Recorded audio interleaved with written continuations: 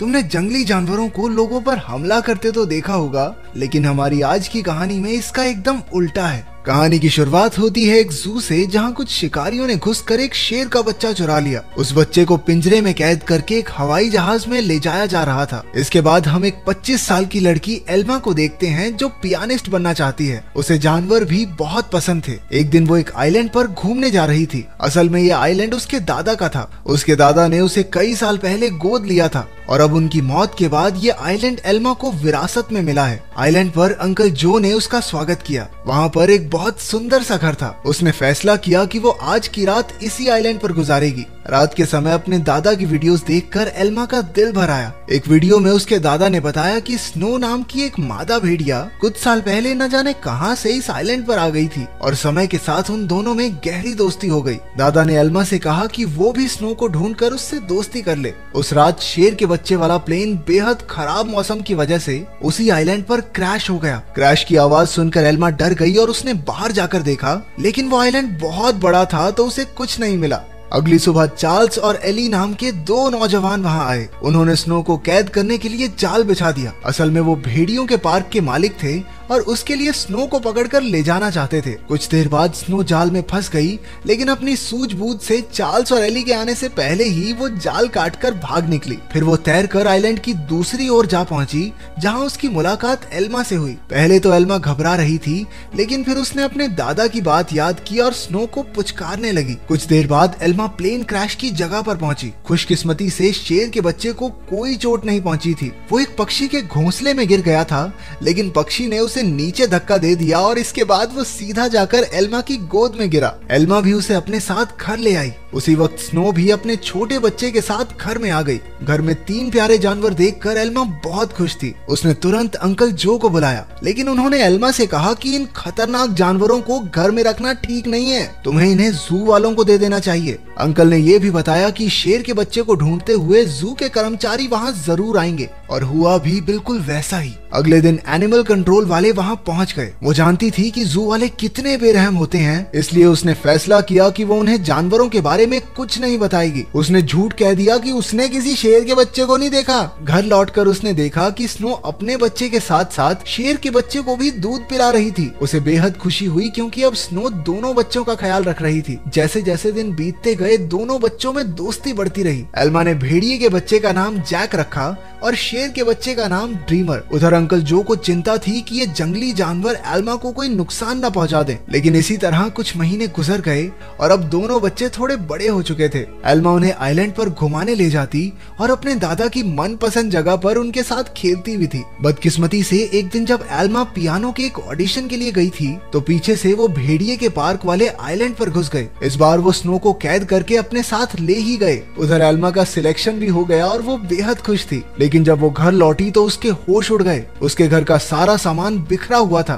क्योंकि दोनों बच्चे भूख की वजह से परेशान हो गए थे। एल्मा ने स्नो को ढूंढने के लिए पूरा आइलैंड छान मारा, लेकिन स्नो तो वहाँ थी ही नहीं। अब उसे ही बच्चों का पेट भरना था, इसलिए उसे ना चाहते हुए भी अपनी पियानिस्ट की नौकरी छोड़नी पड़ी। एक दिन अंकल जो फिर से वहाँ आए और खूंखार जानवरों को अब तक वहाँ देखकर गुस्से से भर गए। उसने एल्मा से उसी वक्त जानवरों को जू में भेजने को कहा, लेकिन एल्मा ने उन्हें समझाया कि उसके दादा की यही इच्छा थी कि वो जानवरों के साथ रहे और फिर जू में न जाने इन मासूमों पर कितने अत्याचार होंगे। आखिरकार अंकल जो भी मान गए और एल्मा को गले से लगा लिया। अब उनका सारा समय जानवरों को खाना खिलाने और उनका पूरा ध्यान रखने में जाता था। एल्मा को जैक और ड्रीमर से बहुत प्यार था और बदले में जानवर भी उस पर जान छिड़कते थे। देखते ही देखते 1 साल गुजर गया और अब दोनों जानवर बड़े हो गए थे। अंकल जो शहर से उनके लिए मांस लाया करते थे, लेकिन उनके पास जाने में उन्हें डर लगता था। उन्होंने फिर से एल्मा को समझाया कि इनके साथ रहना खतरे से खाली नहीं है, लेकिन एल्मा किसी कीमत पर उन्हें छोड़ने को तैयार ही नहीं थी। एक दिन एक माँ बेटी कश्ती में आइलैंड के नजदीक आए। उन्हें देखकर जैक उनके पास जाने लगा। जैसे ही एल्मा ने ये सब देखा, वो जैक को रोकने के लिए भागी, लेकिन वो एक पत्थर से टकराकर नीचे गिर गई और उसके सर में चोट लगने की वजह से वो उसी वक्त बेहोश भी हो गई। वो माँ बेटी ये सब नहीं देख पाई और वापस कश्ती में चली गई। कुछ ही देर में जैक और ड्रीमर एल्मा के पास आए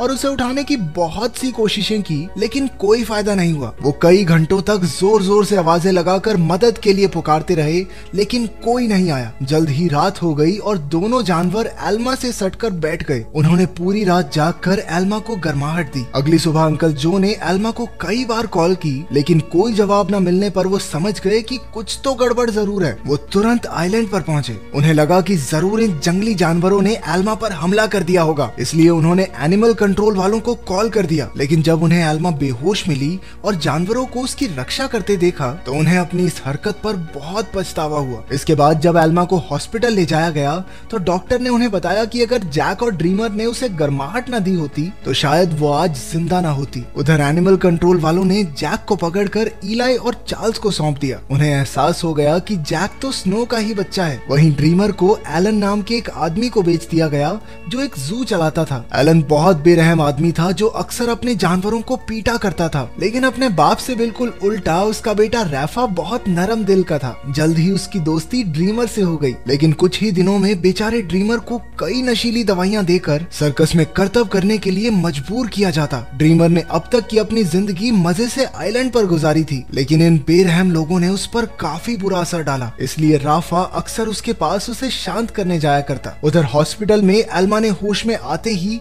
जैक और ड्रीमर के बारे में पूछा। अंकल जो ने भारी दिल के साथ उसे सब सच बता दिया। जैसे ही एल्मा हॉस्पिटल से बाहर आई वो सीधा एनिमल कंट्रोल के दफ्तर में पहुंची। उसे पता चला कि जैक को तो भेड़ियों के पार्क में भेज दिया है और ड्रीमर को उन्होंने एक सर्कस ग्रुप को दे दिया था। ये सुनते ही वो गुस्से से भर गई और ऑफिसर पर चिल्लाने लगी, लेकिन अंकल जो ने उसे शांत किया। कुछ समय बाद एल्मा ने एली को फोन करके जैक के बारे में पूछा। एली ने बताया कि जैक बहुत खुश है और यहाँ उसके कुछ दोस्त भी बन गए हैं। इससे एल्मा को थोड़ी तसल्ली मिली, लेकिन अब भी वो ड्रीमर के लिए बहुत परेशान थी। अगले कुछ हफ्तों तक वो शहर की हर एक सर्कस में गई और सबसे ड्रीमर के बारे में पूछताछ की, लेकिन कुछ हाथ नहीं लगा। उधर ड्रीमर की वजह से एलन की मोटी कमाई होने लगी थी। ड्रीमर जल्द ही स्टार लॉयन के नाम से मशहूर हो गया। एक दिन ड्रीमर का सर्कस ग्रुप भेड़ियों के पार्क के पास से गुजर रहा था और जैक ने तुरंत अपने बचपन के दोस्त को पहचान लिया। जैक अपनी सूझबूझ से पिंजरे से बाहर निकल गया। एली ने जब ये देखा तो वो समझ गया कि जैक बेहद समझदार है और वो जरूर कुछ ना कुछ ढूंढ रहा है। जल्द ही जैक उस तक पहुंच गया जिसे वो ढूंढ रहा था। उसने बड़ी चालाकी से ड्रीमर को भी पिंजरे से छुड़ा लिया। इतने महीनों के बाद एक दूसरे से मिलने पर दोनों जमकर खेले। जब एलन को ड्रीमर के भागने का पता चला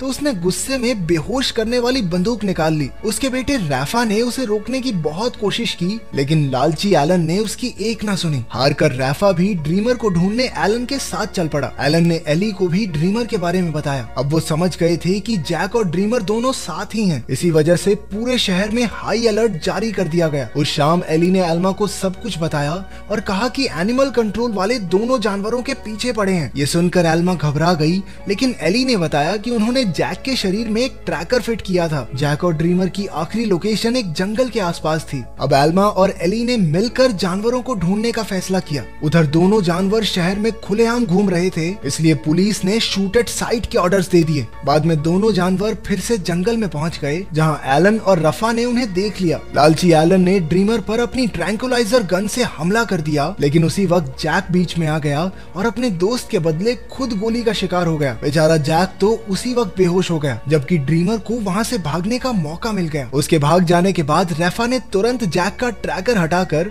उसे एक दवाई दे दी, जिससे बेहोशी की गोली का असर खत्म हो जाए। कुछ देर बाद बाप बेटा एक बार में पहुंचे और एली और एल्मा भी एक ट्रैकर के जरिए उन तक पहुंच गए। एलन ने उनसे कहा कि उसके पास कोई ट्रैकर वगैरह नहीं है और उन्हें बाहर भेज दिया, लेकिन समझदार रैफा ने बाथरूम का बहाना बनाकर एली और एल्मा को सब सच बता दिया। वो उन्हें जंगल में ले गया, जहां आखिरकार उन्हें ड्रीमर मिल गया। इसके बाद ड्रीमर उन्हें एक झोपड़ी में ले गया, जहां जैक आराम कर रहा था। खुशकिस्मती से उसे सही टाइम पर होश आ गया था, लेकिन तभी उन्हें पुलिस के आने का शक हुआ तो एल्मा ने दोनों जानवरों को खुफिया रास्ते से भगा दिया। अब आइलैंड तक पहुंचने के लिए उन्हें सिर्फ एक नदी पार करनी थी। पुलिस से बचने का एक यही रास्ता था, लेकिन वहाँ कोई कश्ती नहीं थी, इसलिए सबको तैर कर ही जाना होगा। जैक तो उसी वक्त फुर्ती से नदी में तैरने लगा, लेकिन ड्रीमर पानी से डरता था। एल्मा ने उसे हिम्मत देने की बहुत कोशिश की, लेकिन ड्रीमर वापस जंगल की ओर मुड़ गया। जैसे ही जैक और एल्मा तैर रहे थे, उन्हें बंदूक चलने की आवाज सुनाई दी। इसका मतलब ये था कि ड्रीमर अब इस दुनिया में नहीं रहा। आइलैंड पर पहुंचकर एल्मा फूट फूट कर रोने लगी, लेकिन ड्रीमर अचानक उसके सामने आ गया। असल में वो जंगल में पुलिस वालों को भटकाने के लिए गया था। उसे जिंदा देखकर सभी खुशी से झूम उठे। आखिर एल्मा ने जैक और ड्रीमर के लौटने की खुशी में पार्टी में पियानो बजाया। अब उनका परिवार पूरा हो गया था।